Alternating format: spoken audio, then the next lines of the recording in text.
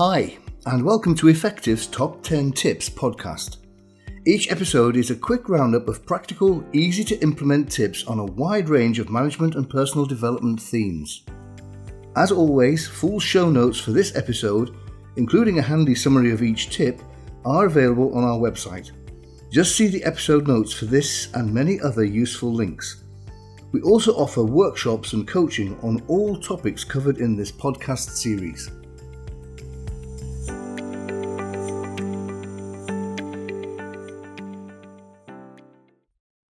Today's episode is on performance management. Tip number 1. Performance indicator. The 5 letters of the acronym PIMST, P-I-M-S-T, contain all you need to establish clear performance requirements. PI stands for Performance Indicators. These are the indicators that determine anybody's performance.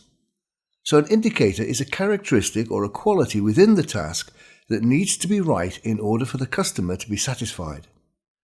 So if you were, for example, buying a car, then that's the overall product. But it's the performance indicators within that product, the car, that really matter. It's acceleration, its safety rating, its age, and of course its price. So what actually defines whether a product is a good product or not is whether it performs well in each of those quality areas called performance indicators. Tip number 2. Measure. Suppose, for example, that one of the performance indicators in buying a car is fuel economy. Your measure is how many miles it does to the gallon. Another performance indicator might be its reliability. So then how do you measure reliability? There are a number of ways. For example, starts first time every time, or its service interval. Measures are important because different measures will produce different ratings, and so different results in terms of performance success. So we need to know what the measure will be for each performance indicator. Tip number 3. Standard. A standard is the minimum required for that performance to be satisfactory. So again, referring to fuel economy, how many miles per gallon do you want the car to do as a minimum before you even consider buying that car? And that would be the standard, the minimum requirement. And the minimum requirement should be in the form of a guarantee, a promise that you should be able to meet that standard for any product or service. Tip number 4. Target. The target is an ideal. It's an aspiration. It's something to be aimed for.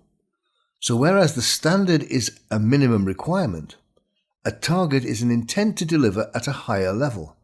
It's an aspiration, not an expectation. Tip number 5. Specific. The next 6 tips are all to do with the acronym SMART, S-M-A-R-T. The first letter, S, stands for specific. Make the objective or goal clear and unambiguous so that everyone knows exactly what is required. It's the difference between provide mental health awareness training for the team and ensure each team member attends the one-day internal course on mental health awareness. Such clarity not only ensures everyone knows what is required, removing uncertainty and ambiguity, but also ensuring people deliver exactly what is needed. And finally, it also makes it easier to calculate what specific resources will be needed to deliver that specific requirement. Tip number 6. Measurable. M stands for measurable.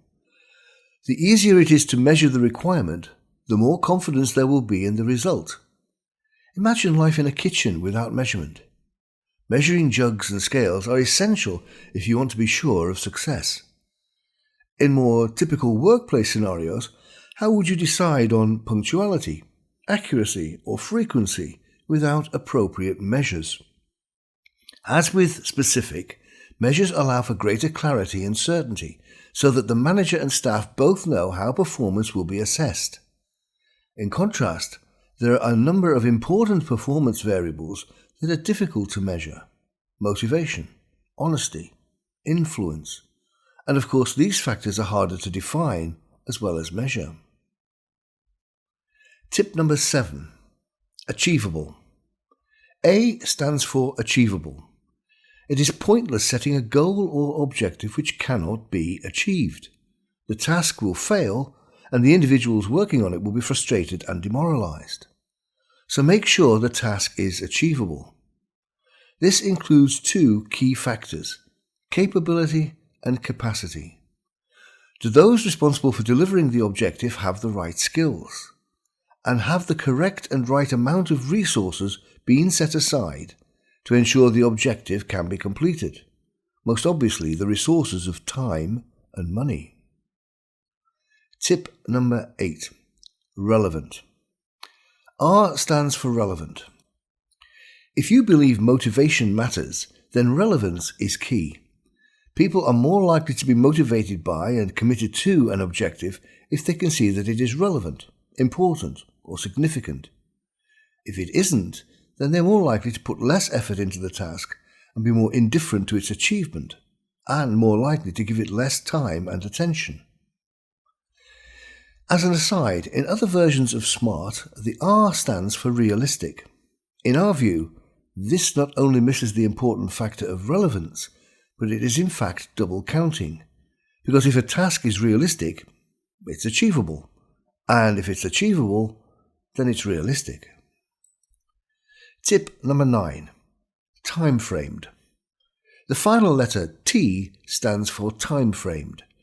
There are usually 3 time frames used: deadline, the date or time by which the objectives or tasks have to be met; frequency, how often something has to happen; and duration, how long any task should take.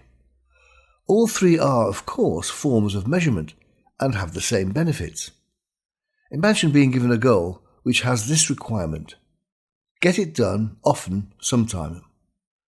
We think you would either go to the person who gave you this instruction and seek clarification, the S of SMART, to make the requirement more specific, or, left to your own devices, you'd either just have to guess or do the task in a way that suits yourself.